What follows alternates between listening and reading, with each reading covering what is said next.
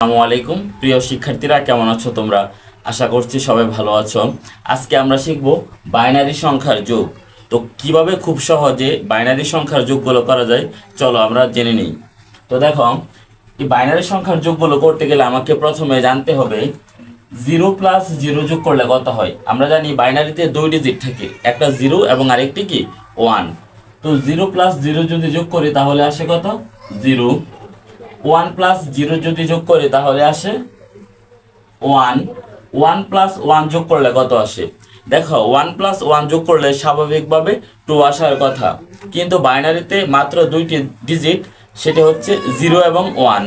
এখানে 1 প্লাস 1 যোগ করা মানে তার মান হবে 10। আমরা যখন যোগ করব 10 এর শূন্য বসিয়ে হাতে 1 রাখবো। আবার 1 প্লাস 10 যোগ করলে কত হয়? 1 প্লাস 10 যোগ করলে আসে 11। দেখো, এটা যদি তুমি জানো তাহলে খুব সহজে এই যোগগুলো আমরা করতে পারবো। চলো আমরা 1 নম্বর প্রশ্ন দেখে নিই।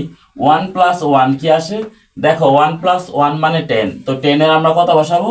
0। হাতে কি থাকবে আমার? 1। তাহলে এখানে দেখো 1 প্লাস 0, 1 প্লাস 0 মানে কত আসে? 1। আর আমার হাতে ছিল 1, তার মানে 1 প্লাস 1 সমান আবার কি হয়? 10। 10 এর শূন্য বসবে, হাতে থাকবে 1। 0 প্লাস 1 মানে 1, আর হাতে ছিল কত? 1, তাহলে কত হবে আবার? 10। 10 এর শূন্য, হাতে কি থাকবে? 1। এই 1 আর হাতের ছিল 1, 1 যোগ 1 যোগ করলে কত হয়? 10। আশা করি এটি বুঝতে পেরেছো। চলো এখন আমরা 2 নম্বর প্রশ্ন জেনে নিই।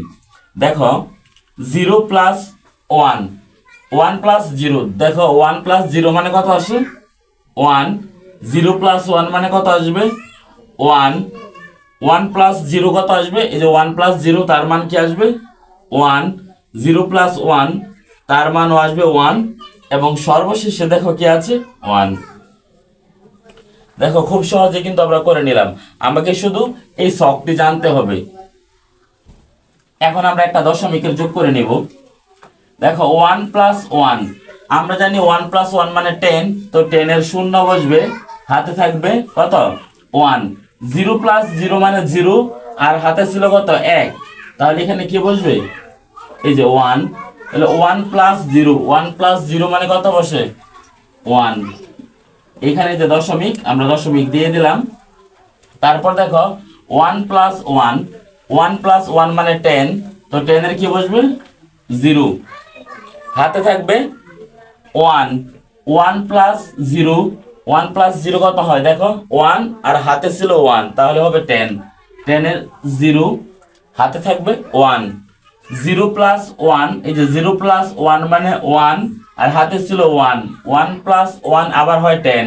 10 এর 0, হাতে থাকবে 1। 0 প্লাস 1 মানে 1, আর হাতে ছিল 1।